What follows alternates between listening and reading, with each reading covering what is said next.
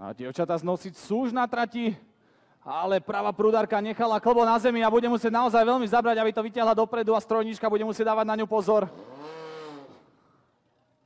No a vyzerá to tak, že dievčatá z Nosic nám ešte zdramatizujú tú bitku o prvú trojku.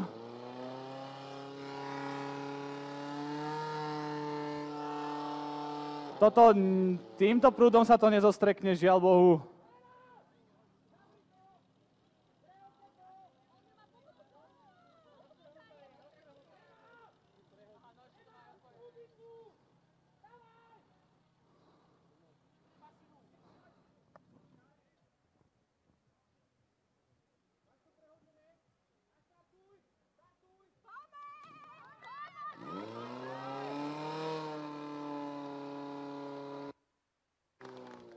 No a dievčatá sa naozaj vynašli a len prehodili náradie medzi hrdlami rozdeľovača a dokončili svoj pokoj.